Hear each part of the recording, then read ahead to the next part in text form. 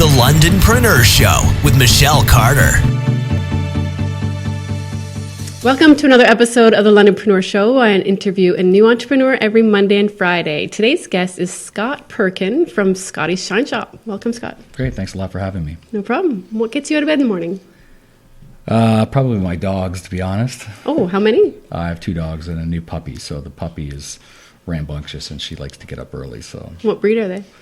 I have a 14-and-a-half-year-old border collie, and the puppy is black lab cross.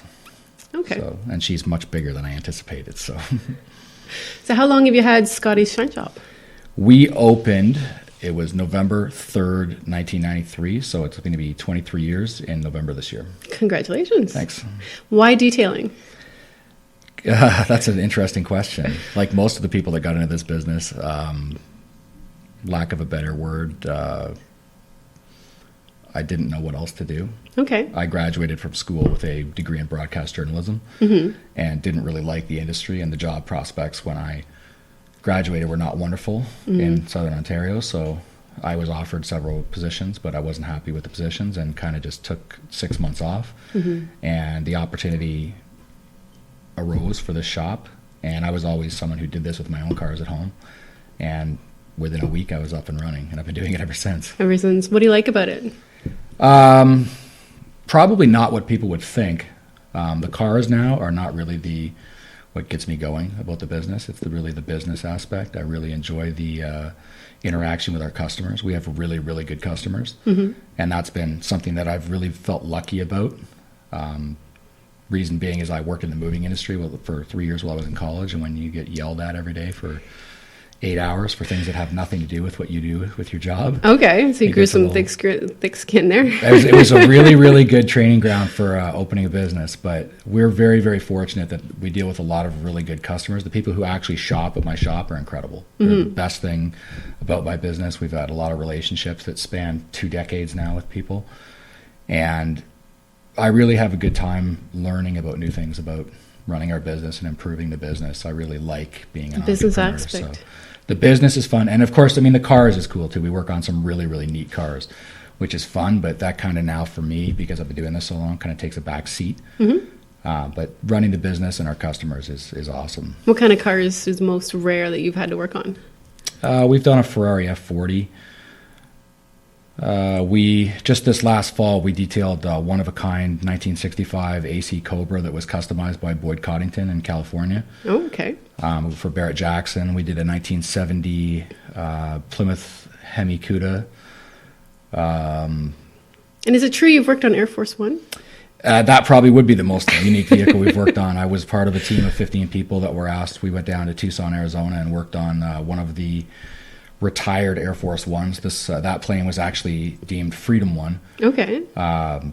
So John F. Kennedy flew on that Air Force One back in the 1960s, and then Al Gore actually flew on the plane as well. So it would have been Air Force One and Air Force Two when both of those people were on the plane. But the interesting aspect about that project is that plane was the plane that actually went to Iran and picked up the hostages after the Iran hostage crisis. Oh, really? Where they made the movie Argo about. So that plane was the only plane ever in the U.S. Air Force fleet that was deemed Freedom One. Okay. So they did that, and then after the Iraq War, the initial Iraq War, they went over and it became Freedom One again to go over and pick up all the pilots that were shot down and were in captivity during the Iraq War, Desert Storm. Oh, wow. So you're part of history now. Yeah, that was a neat project. And then coming up, I'm not really supposed to talk about it yet, but I can drop the news here.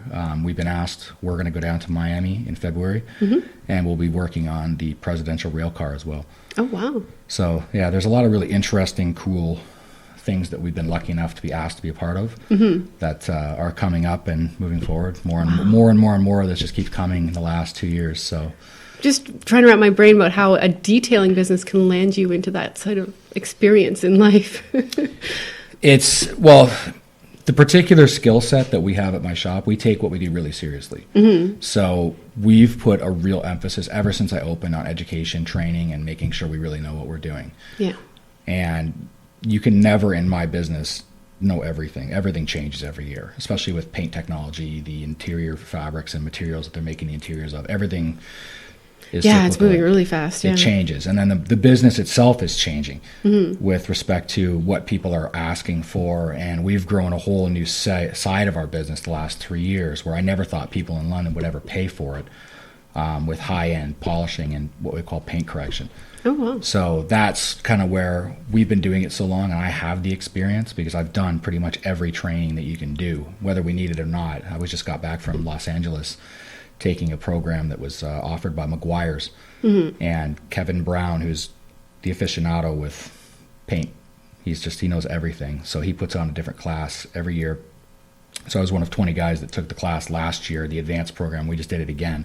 Not because I needed to, but because it's good to go down and just get a refresh on, to make sure you're doing all the right things. And that has kind of opened up a lot of opportunities for us with these really neat projects because there's not a lot of guys who are actually putting their time and energy into getting that kind of knowledge. So yeah, it reminds me of the 20,000 rule. If you actually love what you do and you really dedicate to it, it really opens some interesting doors for you. So what do you think differentiates yourself from other DLTLers in here in London? I think the main issue with it, and it's symptomatic of the industry that I'm in, not just in London, but that most of the people that are in my business don't have a business background. Okay. So I didn't have a huge business background when I opened my business, but I had worked for a large corporation. I worked for U-Haul Canada and got a lot of experience dealing with customers and running a corporation. Not a corporation, but dealing with running the portion of the business that I was involved with. Okay. So when I opened the shop, I had at least a lot of retail experience where I knew how to deal with customers. I knew how to deal with angry customers, and that side. But I've really kind of run with the business side of this, which is contrary to what most people in my business do. They get in, they're all about the detailing, and they just focus so tightly. Even if they do really get technical with the business, they don't focus on the business side of the business.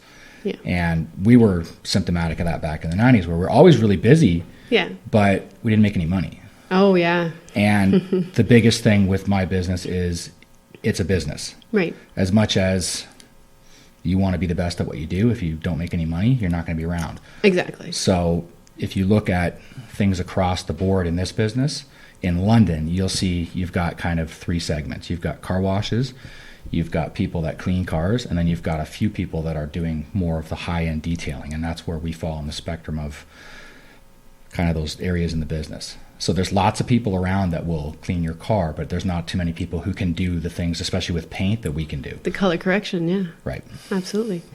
What's been your best marketing strategy? You've done a lot of Instagram. The last 2 years, we really have put a lot of focus on our Instagram, and we've really stepped up our game with the photography. So today we did a really cool car. We did a 2015 Dodge Challenger Hellcat. Okay. That's all customized, and we got it all tricked out. And we put this really, really cool paint coating on the paint. And after we were finished, I went out and we've spent a lot of money on a really nice camera and trying to do some really interesting things with taking videos, and we've really stepped up our game to where people look at this, and I've had a lot of people, like people from Australia, all over Ontario, all over the US, they're like, wow, your stuff looks amazing. Yeah. And that's had a huge impact where people see you are willing to put the time into taking really good pictures and making sure that the aesthetic of the way your business looks on the internet. Our new website is a good example of that. We're putting just a huge emphasis on if it doesn't look right, people won't come. And in your line of industry, you have to have that look as well. Well, the work is important, but you'll never get anybody through the door if you have a terrible website. Absolutely. Or, your promotional materials look bad. And that's something that a lot of people just don't give any, like our business cards, our new business cards. If I told you what we paid for these business cards, it's ridiculous. But it's paying off. Well, when we put that in somebody's hand, the difference between having this super thick 30-point double-sided business card on artisan paper, which is crazy for me to say, compared to these thin, flimsy, kind of cheapo business cards that the average person gives out. I mean, it sets the impression right off the get-go. Yeah. So we've kind of really tried to make an effort, and we just finished doing kind of a minor rebrand with our business where we refreshed our logo. The website was completely redone. All our marketing materials are redone. So we're just kind of at the tail end of doing that, and it's paying off. I mean, people see that and they see, wow, these guys look kind of premium with what they're putting out there. Yeah, you have the look and feel of what you're actually going after. And when you project that, people already kind of understand where you're going with the business, and they're willing to pay for that. And that's one of the hardest things that in my business has been to kind of overcome, is people have always not seen a lot of value. So, somebody that traditionally would go to a car wash and get, a quick wash and vacuum for $20 or whatever they charge at a full serve car wash will come to us and say, well, I want my interior detailed. I see you guys on the internet. I see the pictures. We get all kinds of great reviews on the internet, talk to people, and they always bring up Scotty's as number one. And then they come and they're like, oh, I thought it would be $30. What? So you don't invest in that much marketing to ask for. Well, it's based on how much time it takes too, right? Yeah. People don't understand the amount of time and energy that goes into each car detail that we do, especially the big ones. So it makes it a little easier when people see that you've really put all that effort into, presenting your business in a professional way. The last piece of the puzzle for us is we're looking for a much, much larger facility. Okay. So we'll be expanding probably 8 to 10 times as big as the current shop we're in. So once that happens, that's really going to be taking our business to the next level. Great. I'm excited to watch you grow. Got to find the shop first. So just on that note, where would you like to be 5 years from now? Honestly, I don't see us doing really anything different with respect to our marketing or running the business. It just will be much bigger than we are now. There's some new services that we're going to introduce into the business over the next 12 months. Okay. And as those are integrated into the business, that's just going to expand more opportunities for us. But we're kind of exactly where I want to be right now. And I just want to continue doing what we're doing exactly the way things are right now, and just progress in terms of growing our sales. Other than that, I'm honestly happy with everything the way things are going in the business right now. I don't really want to change a whole lot. It's great to hear. Well, thank you so much for coming on the show today. Where can we find more information about you? You can find us on our website at www.shineshop.ca. On Instagram, you can find us under Shine Shop. We're also on Facebook, Google+, Twitter, all the different social media sites. So love those pictures. Instagram is the place to be. Thank you so much. No problem. Thanks for having us. Thank you for watching and listening for this episode. Quick shout out to all of our sponsors: Pink Ink for style and makeup, Sonia Bento for hairstyle, Susan Dinner for the jewelry, Wardrobe by Street Boutique Canada Fashion Truck, and Nails by Posh Pedicure Lounge. Thank you also for production team, Igla Photography, and Gina Video Productions. Thanks for listening.